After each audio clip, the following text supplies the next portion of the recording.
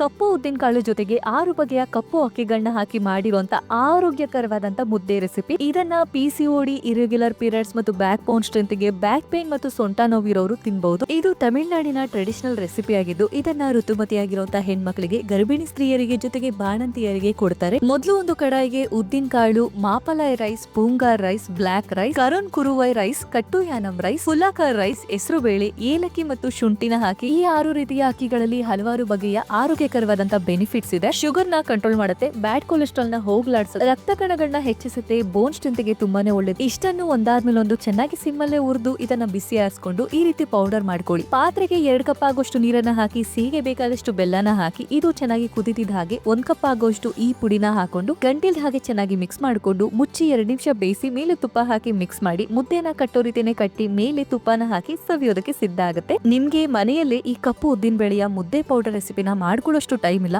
ಮಾಡ್ಕೊಳ್ಳೋ ಪ್ರೊಸೀಜರ್ ಸಹ ಕಷ್ಟ ಅನ್ನೋರು fit and food Tamil page ಅವರು ನಾವು ಮನೇಲಿ ಮಾಡೋ ರೀತಿನೇ ಸೇಮ್ ಪ್ರೊಸೀಜರ್ ಅಲ್ಲಿ ಕ್ವಾಲಿಟಿ ಇಂಗ್ರೀಡಿಯೆಂಟ್ಸ್ ನ ಹಾಕಿ ಹೈಜಿನಿಕ್ ಆಗಿ ಈ ಪೌಡರ್ ನ ತಯಾರಿಸ್ತಾರೆ. ಇವರ ಪ್ರಾಡಕ್ಟ್ಸ್ ನಿಮ್ಗೆ ಬೇಕಿದ್ರೆ ಇವರ ಅಫಿಷಿಯಲ್ ವೆಬ್ಸೈಟ್ ಮತ್ತು ವಾಟ್ಸ್ಆಪ್ ನಂಬರ್ ಮುಖಾಂತರ ಆರ್ಡರ್ ನ ಪ್ಲೇಸ್ ಮಾಡಬಹುದು.